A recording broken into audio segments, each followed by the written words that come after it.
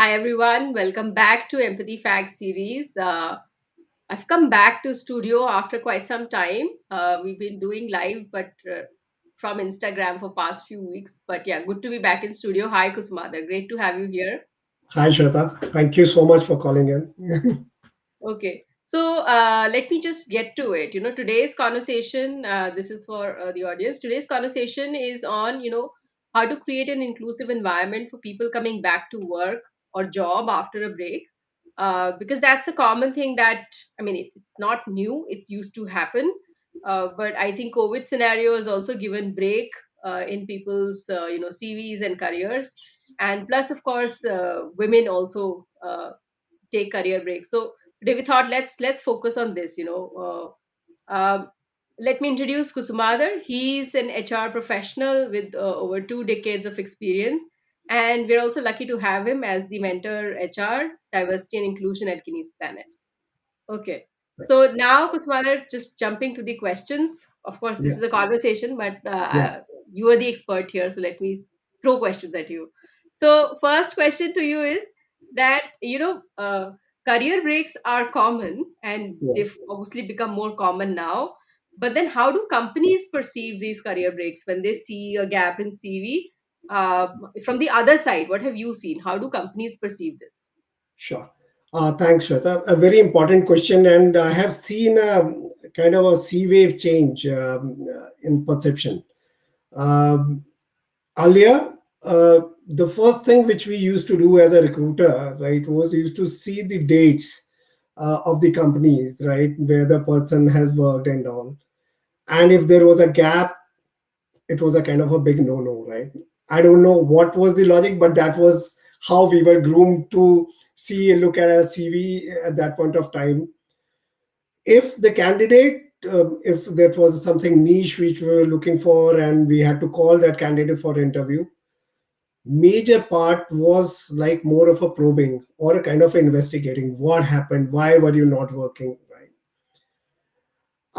I personally have not seen, but I have heard, and that was quite common that there used to be a lot of bargains on the salary, right? A person taking a break, and there was always trying to do a hard negotiation, saying that now you have taken break, you might have gone down on your skills and other things.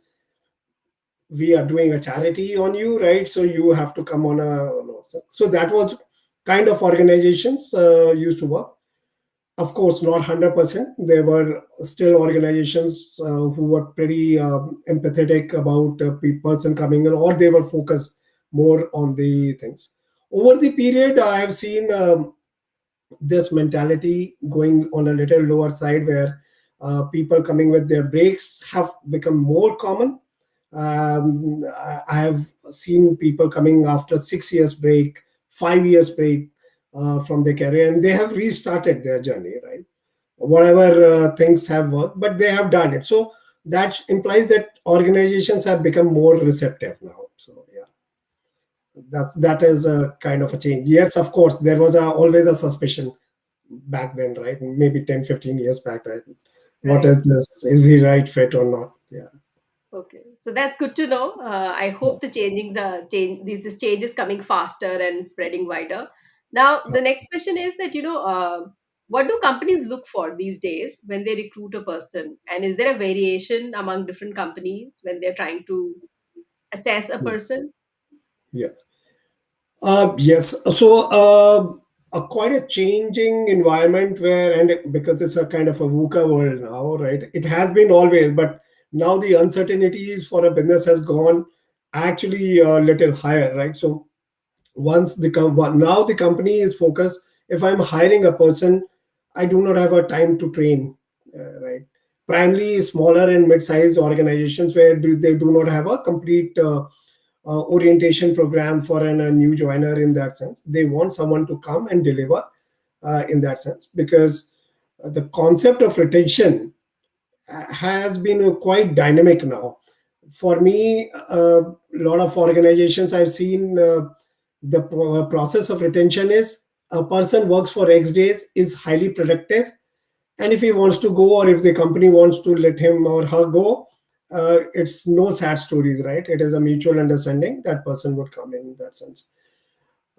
Bigger, larger organization would see a person, how long this person could be with them in that sense. So first, your usability in the organization has become thing. How fast you are on your learning curve, right? That becomes a quite an important stage at this point of time for organizations. Organizations are looking for people who are quite adaptive and could be very, very flexible on the changes happening. It is not a kind of a bucketing where you would be there tomorrow. You can, so being an HR person, when I went to Nigeria, right, I was given additional responsibility of security, and I had not done that, frankly, at that point of time. But that was the role. You have to grab it, right? Whatever the organization, that is how they tend to see how useful for them is there and how they can optimize your strengths in that sense. Of course, organizations do their checks and balances on individuals, that whether they can take this role or not, and that starts right from the recruitment process. So yeah, that kind of Okay. a thing. Right.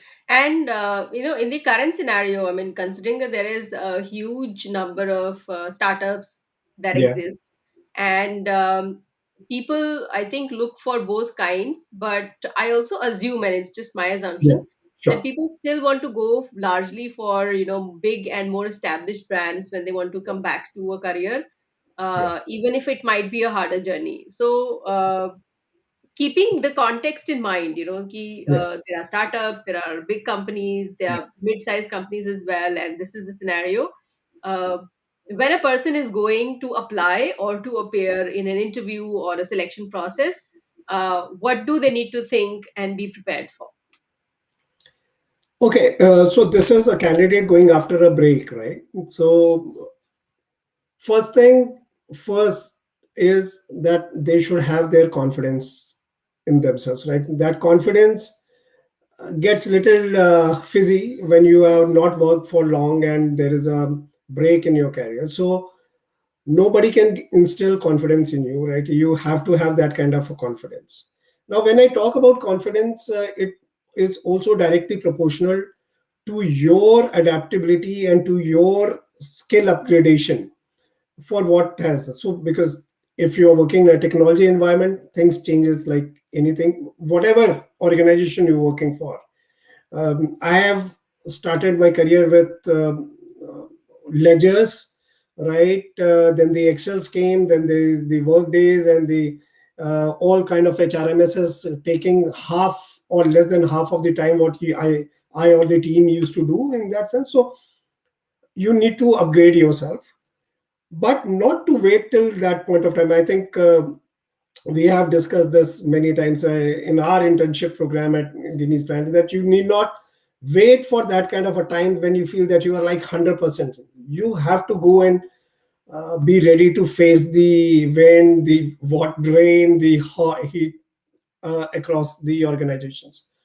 Important thing is to understand what organization is going doing at this particular moment, what phase they are going into, how best you can contribute.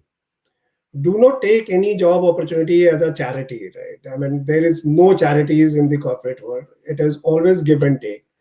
And if you are worthy giving it, no organizations can deny your talent in that sense. I remember a couple of instances where we have rehired a person who had left on his or her own, but they were quite brilliant in their attitude and their adaptability. And we said that we would invest on your skills, but you should come back, whether it's a part-time thing.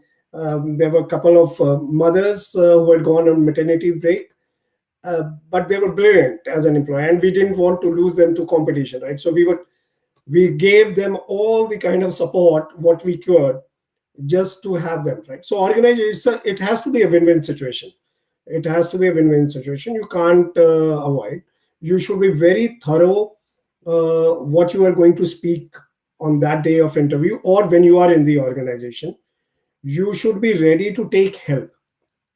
uh, should not hold yourself back, that saying, okay, I have known these things, but I don't know where to. So be accessible, and go to the people, find those mentors in the organization or outside that organization which can help you in that sense. Yeah. Okay, so that's a long list, but Oh, I think what I hear is that, go and face the process. Do yeah. not wait that you will get 100% confidence and only then you should go in, because Absolutely. as far as I think, there's nothing called 100% confident. You can be Oh, yeah. confident, but you can also be nervous at the same time on the same day, so that's okay. And second thing that I hear is that, be adaptive and also have examples of adaptability, like how did you Yeah. upskill yourself, how are you willing to you know ch- change gears, so that should be Yeah. visible. Yeah. And third is you should be willing to take help, because and that's a universal thing, all of us require help for something or the other. So if Yeah. we are hard on ourselves thinking that, oh, I should know everything without seeking help, that's like setting up ourselves for failure and a lot of pressure, which is not something Absolutely. that I would advise anybody to go through. Absolutely. Now, shifting gear towards the other side, the Yeah. company, the organization, which is going to recruit people on break.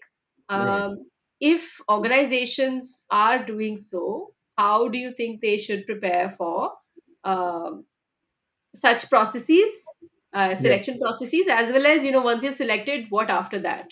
Yeah. Any suggestions there? Yeah, I think organizations, as per their culture, should not be assumptive on any individual per se, right? So there has to be a very strong orientation program, because a lot of time people, when they have been out of a particular system, they may require help in getting up in. They need to understand where they can get help in a completely new environment back again. Things would have changed. You have to be patient, definitely, but no sense of charity. Again, I would say no sense of charity. That means that you have hired a person with a purpose.